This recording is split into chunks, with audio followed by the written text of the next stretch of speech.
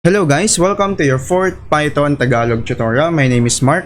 Ngayon ang topic natin is all about concatenating strings and input function. Okay, ano nga ba muna si input function? Input function, ito yung built-in function ni Python.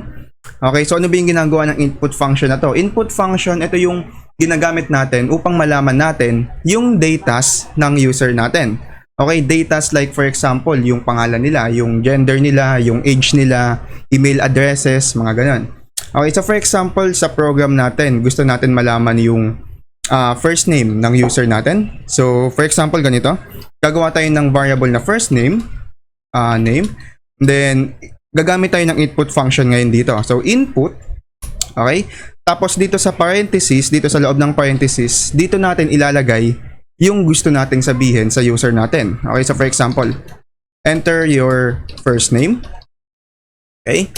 Then print natin yung first name. Then run natin to. So yun, dito tinanong tayo, enter your first name. Hindi pala tayo tinanong. Basta yun, kailangan natin ng first name. John. Yun, John. Okay, ano naman yung tinatawag ko na concatenating? Concatenating, hindi ko alam kung ito yung tamang words kasi hindi ko alam yung Tagalog ng concatenating. Pero concatenating for me kasi yung pagdudugtong-dugtungin mo. Okay, pero hindi ako sure dito kasi hindi ko alam yung Tagalog ng concatenating. So for example, ganito.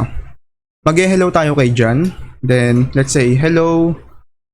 Tapos gagamit tayo ng plus sign. And run ulit natin to. Then lagay natin dito yung first name ko, which is John. Hello, John. So, ganito yung concatenating. Okay? Concatenating parang pinagdudugtong natin pero di ko talaga alam kung tama ba yung words na sinasabi ko. Kasi nga, hindi ko alam kung anong Tagalog ng concatenate. Pero for me, yun. Okay? So, for example, gusto natin malaman yung age ni John or gusto natin malaman yung age ko.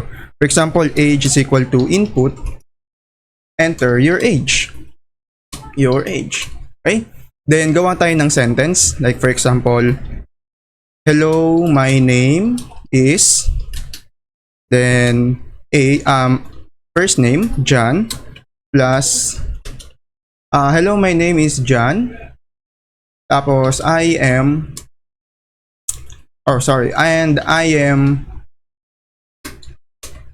age years old. Age years old. Okay? So run natin to. Enter your first name, okay, John. Enter your age, let's say I am currently 10 years old. So yun, hello, my name is John and I am 10 years old. Okay, so ganito gumagana yung input function and yung concatenating strings. Okay, so yun lang for now and kita tayo sa next tutorial.